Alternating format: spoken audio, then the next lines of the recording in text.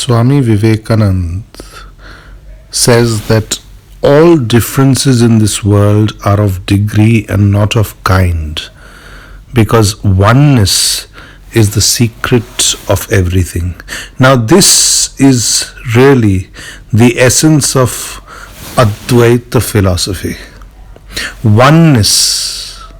It is the highest form of Vedanta, where the degree of oneness, the organic oneness of all things, is said to be the ultimate reality. Now, what implications does this have for us? Really, what it implies is that our perceived differences between the material and the spiritual, between the mundane and the sacred, are all an illusion. Ultimately, we are part of the same circle of life. Ultimately, all things are joined by a greater law which is behind all manifest things. The source is the same, the manifestations are different. So it is a going back to the source and identifying with the source of being itself. That is the implication of the Upanishadic Mahavakya, Aham Brahmasmi.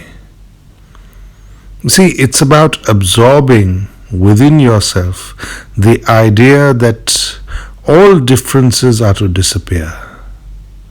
You melt into a oneness of feeling with all things. You become, as they say in New Age culture, one with the universe. But that is a little shallow way of putting it. It is more complex, yet the implications are the same. It leads to an ecstasy, this identification with a higher truth, this identification with a higher joy, a higher bliss, that you are not different from it, you are in a unity with it. So the idea of unity of all things is really Advaita. And that is what all the mystics, all the rishis, all the Paramhansas have been saying. Eliminate the non-essential differences between person and person, between man and nature, between the natural and the material and the spiritual, the natural and the mystical. And you find that ultimately all things are part of the same emptiness of being or fullness of being. One way of putting it is that we are all part of a great shunya, and the other way of putting it is that we are all part of a great infinity. It means the same thing. The source is the same. It means that you are not to get trapped within the illusion that you are different from the all manifesting creative entity behind existence itself. The miracle of the Advaita attitude is that it brings you into a harmony. It brings you into a sense of settling into the ultimate reality from within yourself. Through the feeling of Advaita, you lose your sense of ego and become part of something larger. So, it is ultimately the assertion that our ego keeps us separate from the ultimate reality. It is our sense of personality, it is our sense of being separate, which keeps us away from our highest potential, our highest bliss, and so on. We are joined together in one circle. Understand that the undercurrent of all of life, the undercurrent of all of existence, is one and the same. The bedrock is the same. Imprisoned in the belief that we are separate. And this very sense of separateness creates a process within ourselves that triggers the belief of mundane living. triggers the belief of a very ordinary material living.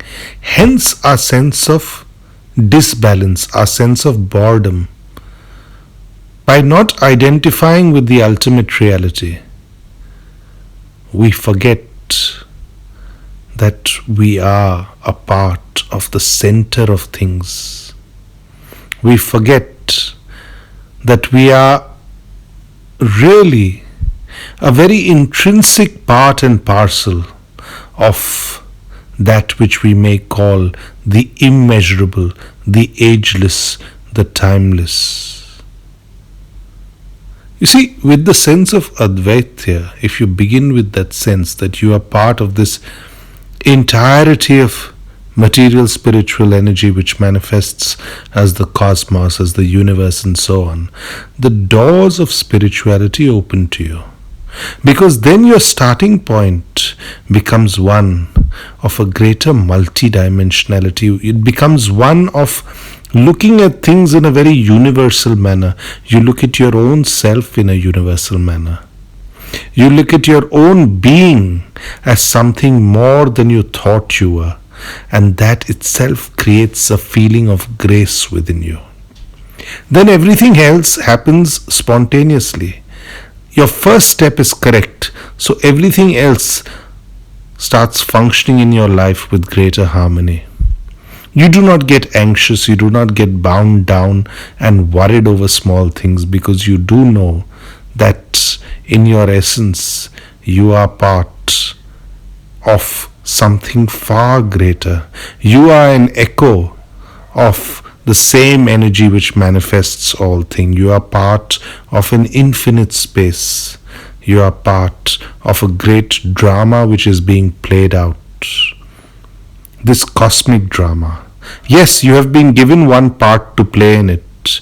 You are enacting that part. But never forget, you are part of that whole totality. You are part of that whole harmony or orchestration. Without you, something will be missing. And this very sense creates a sense of self-respect in man. It creates a sense of self-dignity in man. The eyes you look at the world with start seeing clearer. You find that the differences between you and others melts.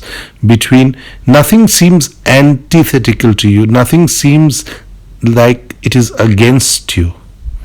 Why do people feel worried? Why do people feel anxious within relationships, within work situations, etc.? They feel like somehow they have to struggle against certain circumstances, certain people, certain attitudes. But the moment you begin with an Advaita or non-dual attitude, you realize that this is just part of the same circle. It is simply not a question of you and the other. No. You and the other are part of the same totality. And with this feeling, you're able to reconcile the opposites of life.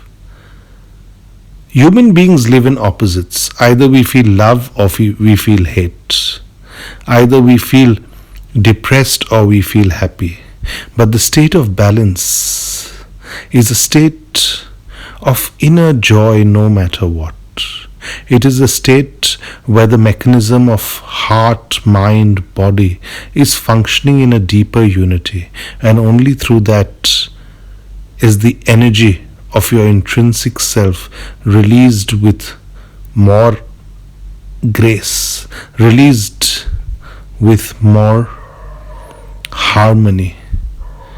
You don't feel stagnant. You don't feel like you are missing something. You feel like you are a great conqueror. So the whole idea of victory and defeat, failure and success starts evaporating from you. You can feel blissful for no particular reason. You can feel joyful for no particular reason. There is no winner, there is no loser in life. It is you, your consciousness, and your consciousness is part of a greater consciousness. So this is the way to understand yourself totally. What is mysticism? It is a question of understanding oneself and of understanding ultimate reality. But Advaita Vedanta says that yourself and ultimate reality are essentially not different things. They are one and the same. It's just that you are unconscious of your energy being part of a greater energy. Hence, we often feel dull in energy. If you realize that your energy is part of an infinity of energy, you will never be dull in your mind. Yes, you may be physically tired. You may be mentally tired also. But there is something in you which is awake, which is conscious of a far greater energy at work. The inner light of your being does not get diminished. The inner light of your joy does not get diminished when you assume such an attitude. You see, most people, when they go through some circumstances, the inner light seems to dim. Something gets so anxious within them that they shrink. But with the idea that you are part of this very, very infinite and large perimeter of life, there is nothing within you which needs to shrink. You can always feel meditative. You can always feel that you can transcend circumstances. You can always feel strong. And this itself creates a situation where you move into an infinity of awareness. And infinity of awareness is at your very disposal. We have the ability as human beings to feel this vastness of awareness. This is not a hypothesis. This is in actuality. Life is all a game of the level of awareness you feel. And Advaita says that moving towards enlightenment is really a journey from a sense of small awareness to a sense of infinite awareness. And that happens when you feel a oneness with all things. That is a very essential underpinning of Vivekananda's entire teaching.